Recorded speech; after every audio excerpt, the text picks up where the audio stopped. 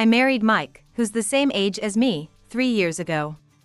But he changed completely after we tied the knot. He started bossing me around and doing whatever he pleased, like inviting my older sister Jessica over and fawning all over her, saying you're so cute.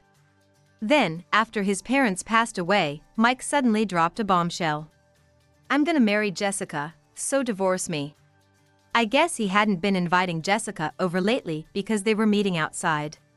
My body felt hot with anger and disappointment, but I kept my cool and replied, all right.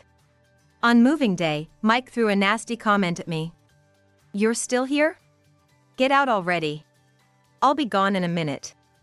As I was loading my stuff into the car, Mike and Jessica ran over, looking confused. Hey! Why are you taking the furniture? Yeah, that ain't yours.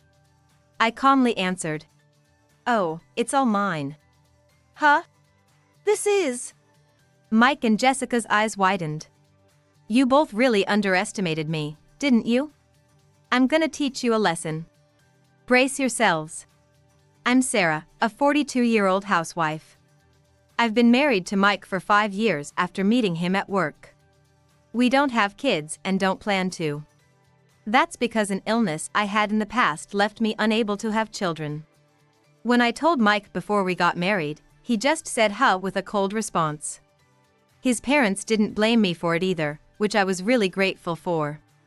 Mike and I got close while working on a joint project between our related companies. I thought his confident, assertive side was attractive. Eventually, Mike confessed to me, and we started dating. My previous relationships didn't last long cause I was too focused on work, but I was happy that Mike understood my job. After dating for a year, he proposed, and we got hitched. But our happy life didn't last long. Turns out, Mike was pretty moody. As the only child of a wealthy family, he seems to have been spoiled rotten growing up. As soon as we started living together, Mike changed completely. He'd brag about how busy he was and demand unreasonable things like, make sure I'm always in a good mood. I'm home. Hey, dinner ain't ready yet? He'd glare at me in the kitchen when he got home. Sorry, I just got back too. As I rushed to stir-fry something, Mike would yell. When I'm hungry, I get pissed. Have it ready 5 minutes after I get home. But you don't like pre-made meals, right? Just wait a little longer. Once I served the food, his mood would flip like a switch. All I could do was ignore his outbursts. Mike was always self-centered. He didn't care even if I was bedridden. Where's my food? He'd demand as I lay in bed, taking a day off work. Heat up last night's dinner in the microwave. What? You're gonna serve me the same thing as yesterday? Talk about lazy. As Mike shouted with a vein popping on his forehead, I squeezed out a hoarse reply. I'm really sick. I can't stand in the kitchen. Like I care. Can't you even take care of your own health? I'm sorry. I'll try to get better soon. As I answered weakly, Mike's face turned red with anger. You call yourself a wife? Jessica said she'd take care of me even when she's sick. Learn from her. Oh, here we go again. Jessica is my older sister by 3 years. She was married once but divorced and is now single. I invited Jessica over this weekend, so you better learn from her cheerful attitude. Fighting a headache and nausea, I pulled the covers over my head and cried. Jessica this, Jessica that. I'm sick of it. I hate how Mike drools over my sister, and I hate how Jessica flirts with him. Jessica, with her big eyes, fair skin, and charm, was the darling of her kindergarten and school since she was little. Daddy, I'm sorry.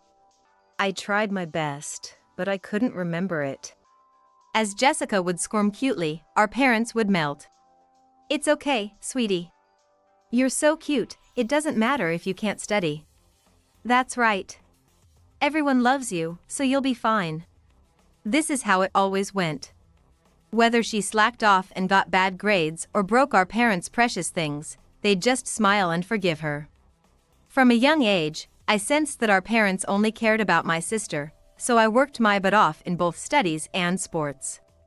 But no matter how many awards I won or how often I ranked first in my grade, I was ignored and never praised. You're plain looking, so you gotta study hard to make it in this world. Poor thing. Jessica would say, repeating her insults and harassment because she couldn't stand that I was a plain-looking honor student. But when I complained to our parents, they didn't believe me. My distrust towards them grew. Then one day, something happened that was the last straw. Jessica stole my first boyfriend. Fed up, I moved out when I started college, using my part-time job savings to live alone. I grew distant from my parents and Jessica, finally enjoying some peace. But when Mike and I decided to get married and I brought him to my parents' house, there was Jessica, all dolled up. Nice to meet you. I'm Jessica, Sarah's sister. Wow, Mike, you're so handsome. And a manager at a big company? My little sis doesn't deserve you. Oh no, not at all. You don't look like sisters at all. You're so beautiful, I'm shocked. Our parents thought they were just exchanging pleasantries. But I had a really bad feeling about it. And that feeling turned out to be right on the money. The 5-bedroom house Mike and I live in now was built by his parents. They gave us the land they owned and built the house in his father's name. They also gifted us his father's collection of antique furniture as a wedding present, making our living room classy and cozy. But when Jessica's sickly sweet voice echoes through it, the place suddenly feels cheap. Jessica shamelessly clings to Mike right in front of me, hugging him and touching him all over. It's disgusting. As I'm forced to prepare snacks and meals, I feel like I'm watching a customer at a gentleman's club. While drinking with Mike, Jessica praises him to high heaven, agrees with his ridiculous claims, and shows over-the-top sympathy. I get you, Mike. Really? As expected of you, Jessica. Jessica gently strokes Mike's head as he looks at her with moist eyes, and she smiles. You're always working so hard. Good job. That's right, I'm beat every day. My boss is useless, my subordinates are incompetent. Even my coworkers try to drag down a talented guy like me. The company's full of enemies, you know. As Jessica gently strokes Mike's hair as he lies on her lap, she says to me, Sarah, are you taking good care of Mike? You gotta let him be more dependent on you, or it's no good. No way. I can't depend on her. I want to depend on you, Jessica, and be comforted by you. Mike says, all lovey-dovey. Sarah doesn't care if I'm tired or not. Mike complains with a pained expression, completely ignoring the fact that he doesn't worry about me when I'm sick and bedridden. A wife's job is to keep her husband in a good mood, but this one only thinks about herself. That's not good, Sarah. If the house isn't comfortable, your husband won't want to come home, you know? Jessica pouts and criticizes me. That's right, Sarah. If things stay like this, I might find another woman and leave. You wouldn't want that after managing to marry me, would you? Mike gets cocky and spouts some arrogant words. If you don't want Mike, I'll take him. Just kidding, of course. I'd love for you to take me, Jessica. Even if they're drunk, I think it's abnormal that this kind of conversation happens in our house every week. The next morning, when Mike was sober, I angrily confronted him.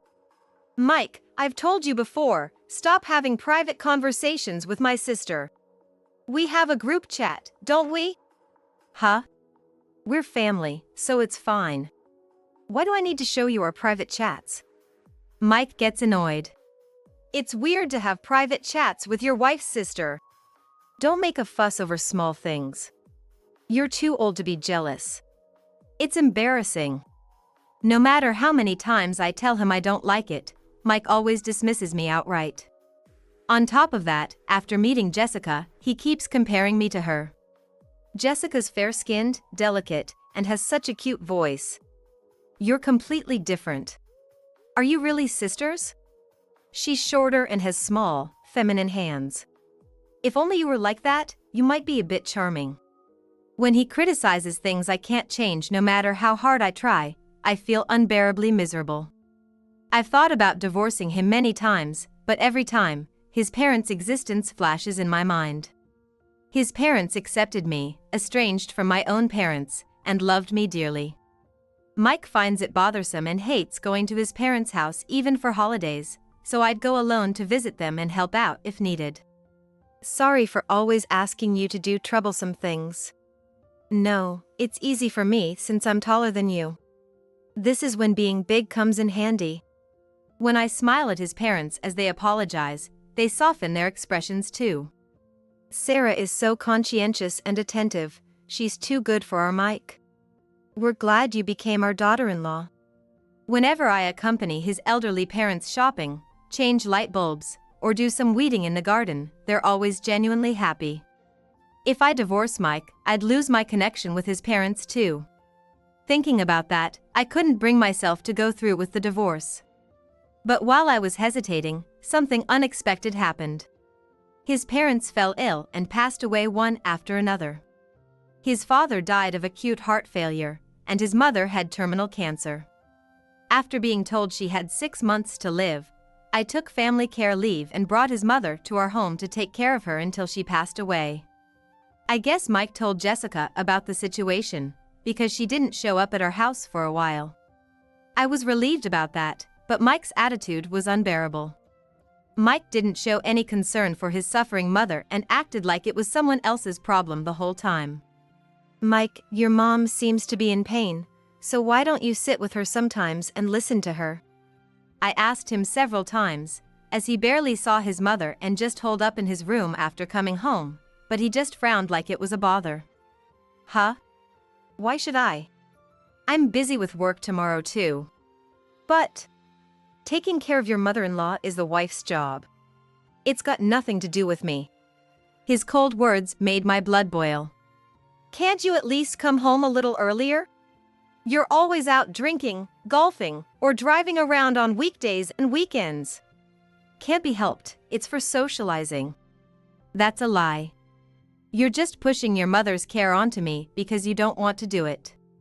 Or are you cheating? I doubted for a moment, but dismissed it, thinking he couldn't be that inconsiderate. 6 months later, his mother passed away after her battle with illness. As I spent the night crying and forced open my swollen eyelids to prepare my mourning clothes, Mike was calm next to me. Come to think of it, he was just as cold when his father died too. While I and the relatives were choking back tears, Mike efficiently performed his duties as the chief mourner and, inappropriately, was grinning at his phone screen during breaks in the funeral. After the memorial service for his parents was over, and we'd finished with the paperwork, cleaning up his parents' house, and sorting through their belongings, I finally felt like I was getting my emotions in order. That's when Mike suddenly said to me as I came home from work. I'm bored with you now. I'm gonna marry Jessica, so divorce me. I was speechless. As I stared at Mike's face, it all made sense. For the past 6 months, Jessica hadn't shown up not out of consideration, but because she was meeting Mike outside. As Mike grinned, I felt my blood boil. He's the worst, both as a son and as a husband. My feelings for Mike had completely cooled. I sighed and muttered. All right. Get out of this house too. A 5-bedroom place is too big for someone living alone, right? I was amazed at his selfish words, but I decided to quietly go along with it for now. You're right. But it'll take time to find a new place. Can you give me 2 weeks? I guess I have to. Thanks. Please. I thanked Mike with a smile and immediately started looking for a condo. At the same time, I began preparations for the divorce. And then, 2 weeks later, as I was packing a carry-on bag with things I'd need right away at my new place, Jessica showed up. This house really is lovely. It's spacious and has so many antique pieces of furniture. So stylish. Jessica looked around the living room like she owned the place, then ran over to the dresser and stroked it with her fake nails. This is gonna be mine too. As I ignored her, she came over to me and asked, Sarah, have you ridden in Mike's new car yet? That bright red sports car? I've got no interest in riding in such a tacky car. He probably won't let you ride in it. Might get it dirty. She shows me a malicious smile. Did you know? It cost $100,000. That's what you'd expect from a manager at a big company. I glanced sideways at Jessica. What? Ignorance is pitiful, isn't it? Huh? While we were having this conversation, the moving truck arrived at the gate. I guided the staff inside and told them which items to move. Then Mike, still in his pajamas, came down the stairs and threw a nasty comment at me. You're still here? Get out already. I'll be gone in a minute. After giving all the instructions, I carried the light luggage I'd need right away at my new place to my car in the parking lot. Then I heard Mike and Jessica's panicked voices as they watched what was happening. Hey! Why are they taking out the furniture? Yeah, the cabinet and dresser ain't yours, Sarah. No wonder they were surprised. The movers had started covering the antique furniture with blue cloths and loading them into the truck. Hey, give them proper instructions. As I was putting boxes in the storage room, the two of them came over, looking frantic. I calmly replied, Oh, it's all mine. Huh? This is... To be precise, it's the inheritance I received from your father. I smiled confidently at Mike and Jessica as their eyes widened. You both really underestimated me, didn't you? I'm gonna teach you a lesson. Brace yourselves. After closing the storage room door, I smiled and spoke to Mike and Jessica standing side by side. Mike, don't you remember? After the funeral, the lawyer held you back. Said there was something important to discuss. Mike's face suddenly looked alarmed. You rushed home right after the funeral, didn't you? Did you have a date with my sister or something?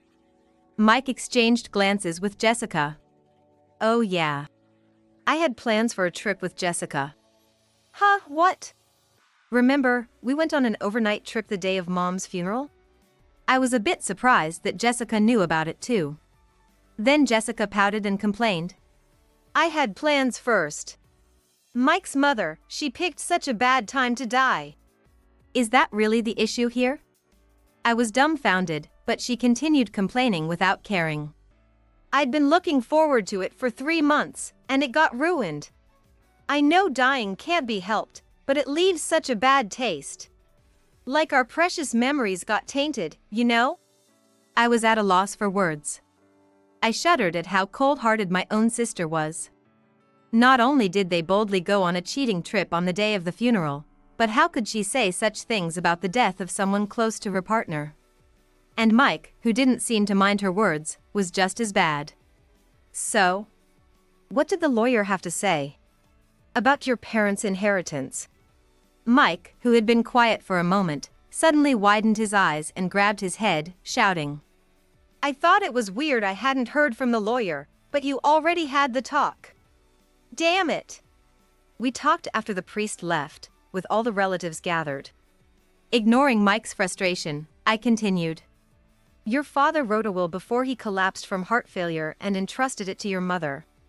It said all the antique furniture in this house was to be given to me. What? Mike frowned. Remember how I often went to your parents' house to chat with them? Well, yeah.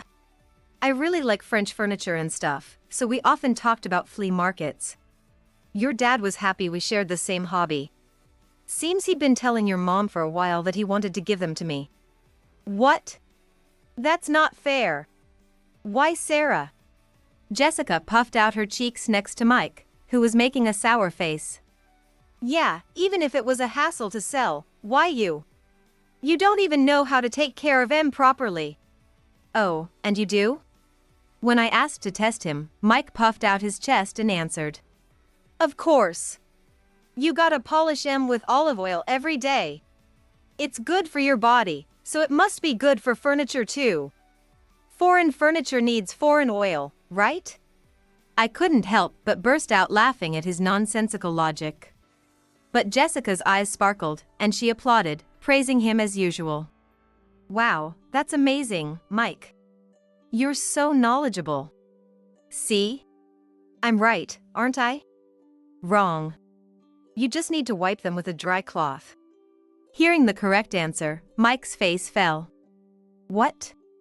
That's so simple. That's why your father didn't ask you, Mike. He didn't want his precious furniture ruined. When I threw that jab at Mike, Jessica got annoyed. Even Mike doesn't know everything. Acting all high and mighty over something so trivial, how stupid. She glared at me and said curtly, "The china cabinet and closet are built in, and you're leaving the washing machine and fridge, right? We can just buy new antique furniture. Right, Mike?" But for some reason, Mike's face twitched. "Yeah, that's right." Jessica didn't notice Mike's strange reaction and continued her haughty attitude. "Sarah, do you think you've won just because you got some furniture? Too bad. I'm the winner here because I get Mike and this house." Sure. Whatever you say." When I brushed her off casually, Jessica glanced at Mike. "Mike, you told me you fell in love with me at first sight when we met before the wedding. Right?" "Yeah. 'Cause Jessica, you're so cute. You look like you're in your 30s. Mike grinned as he put his arm around Jessica's waist and pulled her close. Jessica also spread a malicious smile. "Oh, remember when I met Sarah's boyfriend back in the day? It was such a mess. He ended up falling for me." "Oh really? I can understand how that guy felt. Right? Sorry I stole your sister's boyfriend. But it's Sarah's fault, you know? Or maybe I'm just too cute." I couldn't help but laugh at Jessica's syrupy voice. She's got some nerve, considering how she seduced him with revealing outfits and touchy-feely behavior. But it seems she got bored as soon as she had him, dumping him after just a month. Mike, noticing us glaring at each other and probably wanting to avoid a big fight, smiled at Jessica and urged her to go inside. "Come on, Jessica, let's ignore her and go into our new place. We gotta throw you a welcome party tonight." "You're doing that for me? Mike, you're so sweet." Jessica's eyes sparkled, and Mike's face went all goofy with a silly grin. "I'd do anything for you, Jessica. Should we order from that famous place? Or maybe make reservations at a fancy Italian restaurant?" "Whatever you want is fine. I'm just happy being with you." Jessica hugged Mike tight and replied in a cutesy voice. I couldn't help but laugh at their cheesy dialogue, straight out of a trashy romance novel. It was like watching a bad comedy sketch. How could they not be embarrassed, acting like it's some pure love story when they're having an affair? And they're both over 40, not teenagers. So, the unwanted one should scram. Here's the divorce papers. File in quick. All right. Just wait a bit, I'm expecting someone. Mike and Jessica looked confused when I said that. I was just buying time, really. I didn't want to invite these two to my new place, so I wanted to settle things here. Here he is. I looked at the man in a suit coming down the path. Mike and Jessica gave the man a suspicious look as he entered the parking lot. "Hello, thanks for coming. This is the lawyer." Mike let out an "Oh." "I saw you at the funeral the other day." "Yes, your parents were very kind to me." "I see. So, what brings you here today?" The lawyer asked the confused-looking Mike. "From what Sarah told me, you and Jessica are moving into this house today, right?" "Yes, that's right," Jessica answered brightly. The lawyer, keeping his professional smile, said to Mike and Jessica, "Sarah has entrusted me with selling this house. I'm sorry, but I'll need you two to vacate the premises by next week." Mike and Jessica's eyes widened in shock. "Huh? Mike, didn't your mother tell you anything?" "Oh, that's right. You kept blowing off their invitations to come home, always prioritizing your dates." I said this loudly on purpose, and Mike looked embarrassed, probably because the lawyer was there. I glanced at Jessica's face before continuing. "Remember when we got married, Mike's parents gave us this land? And they built the house in your dad's name, right? They paid for everything, so we didn't need a mortgage. That was a big help." "Yeah, that's right." That's why, when they got sick, I helped with their hospital preparations, visited them, and took care of Mike's mom at home during her last 6 months. Meanwhile, their son Mike was busy fooling around with Jessica. "After your dad passed away, your mom transferred the land and house into my name. What? Mike's eyes widened as he shouted. I never heard about this. How could they ignore me, their own son? That's right. Oh, I get it. Jessica clapped her hands and approached the lawyer, her voice shrill. Mike's parents were tricked by Sarah. She's so cunning. Or maybe his parents were senile. That's the only explanation. Yeah, it should have been mine, right? No way she should get it, that's just crazy. But disputes over inheritances must be commonplace. The lawyer calmly replied. I'm sorry, but there are no issues with the will. Thank you for your trouble, sir. We'll discuss the rest here, so you can go. I cut off the conversation. There's no end to dealing with these two. All right then, take care. After the lawyer left, I told Mike. Your parents often said this. Mike never even called when we were sick or injured. He never paid back money we lent him. He's so cold, it's hard to believe he's our only son. Mike's face twitched, probably because it hit home. That's why they were so happy when Sarah came to chat and check on us, they'd say with a smile. But ain't that too cold? I guess it's true what they say about rich folks being stingy. Mike kept complaining, apparently unable to accept it. That's not the point. Anyway, your parents said they had no intention of leaving you a single cent of inheritance. They even canceled their life insurance policies, I heard. Mike froze. No way, even the insurance? What? This is terrible. It ruins all our plans. Jessica protested angrily, and Mike frowned at her. Jessica, you too? Oh, no.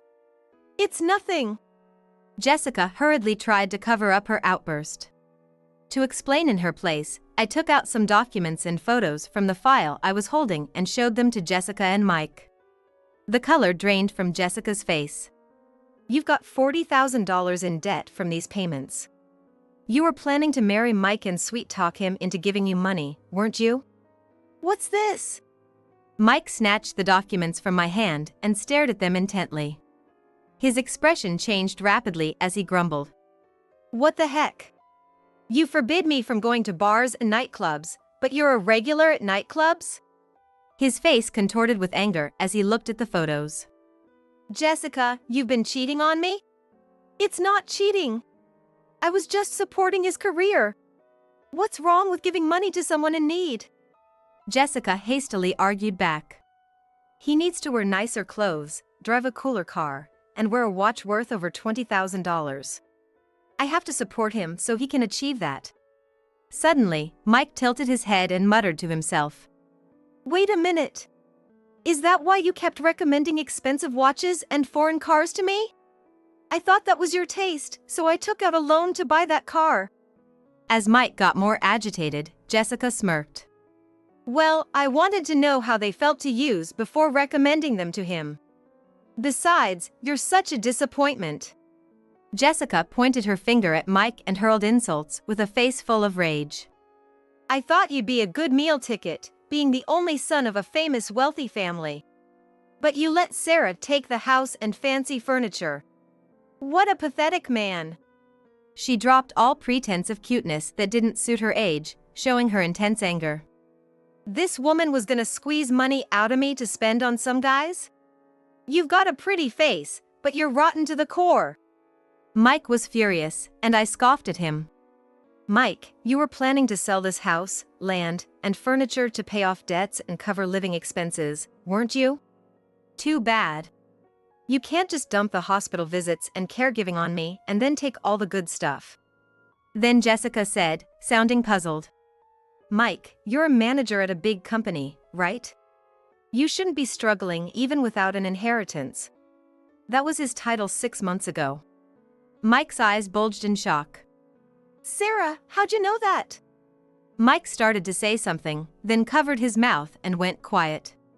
I grinned and pulled out another document from my file to show Jessica. Her eyes widened so much they looked like they might fall out. A low, guttural voice escaped her red lips. Mike was forced to resign 6 months ago due to harassment of multiple female employees. He hasn't worked since, living off his wife's salary. He's got over $20,000 in debt from spending freely even after becoming unemployed. I was shocked too. I nodded deeply to the trembling Jessica. He'd change into a suit and leave the house every morning, so I was completely fooled. He'd been secretly taking our living expenses and pocket money from our joint savings account. Jessica crumpled the document in her fist and barked at Mike. "You've got to be kidding me! You broke-ass loser, how dare you cheat! Look who's talking! You're the one who came on to me!" Mike yelled back. "It's your fault for falling for it! Damn, I wasted a whole year!" As they hurled abuse at each other, I cut in coldly. "Looks like the move's done, so I'm gonna head out. I want to start the process of selling the house soon, so move out by the weekend, 'kay?" With that, I got in my car. I left the house, watching Mike and Jessica argue in the rearview mirror, and led the moving truck to my new place. I heard later that Mike and Jessica kept fighting so loudly that the neighbors called the cops on them for noise disturbance. Even after being scolded and going back inside, they apparently kept at it until dawn. After the move was done, I went straight to file for divorce. The next day, during my lunch break at work, I checked my phone to find 30 missed calls from Mike. There were tons of messages too, so I figured I'd better call him back to avoid trouble. "Sarah! Did you already file for divorce?" "Yeah." "Why?" "Let's get back together." Mike made an outrageous suggestion. "I was wrong. Jessica came on to me, and I just got tempted. I realized you're better than that woman trying to act young." He rattled off excuses at top speed. "We only dated for a year, so forgive me, will ya?" "Only a year? You wasted a third of our marriage, and you've got the nerve to say that." I yelled at him, but Mike kept begging in a pathetic voice. "But I used up all my savings moving into a condo. I tried borrowing from relatives, but they turned me away. I'm unemployed, how am I supposed to live? Why don't you try finding a job yourself? You could have job hunted while living with me." I was too busy fooling around with Jessica to have time for that. Mike finally broke down crying. "I've got credit card debt too. There's no way I can live like this." "You're gonna pay, even if it's in installments. And our joint savings too. From now on, contact me through my lawyer," I said firmly and hung up abruptly. A few days later, my lawyer told me Mike had gotten a part-time job. We negotiated through the lawyer and decided he'd pay $20,000 in monthly installments of $600.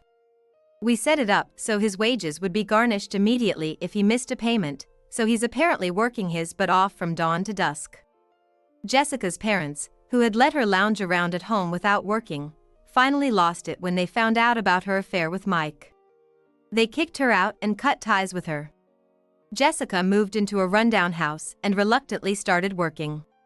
Since she'd never really worked before, she keeps saying and doing outrageous things and has become pretty unpopular. Apparently, she's working while on the verge of tears, getting snarked at by younger team leaders. After telling me all this, her parents complained endlessly about Jessica. "Jessica's the laughingstock of the whole family for stealing her sister's husband. We never knew she was that kind of girl. Sarah's all we can rely on now. By the way, you'll come back to take care of us when we need it, right?" "No thanks. Please find a nursing home or something." I replied formally and hung up, then blocked my parents' contact info. When I got back to living alone, I realized just how much I'd been putting up with. It really hit me how Mike had been pushing me around and stressing me out to the limit. But in this whole mess, I'm glad I was able to cut ties with Jessica. That's a silver lining, I guess. The antique furniture I inherited from Mike's parents fits perfectly with my new place's atmosphere, so I've kept it and I'm using it carefully. Thanks to the house being in good condition, it sold quickly. I hear a family of 4 with young kids and a big dog is living there now. I'm planning to save the money from the sale for my retirement. My marriage ended in failure, but I'm grateful I got to meet Mike's parents. From now on, I want to live the rest of my life meaningfully, cherishing the memories I have with them.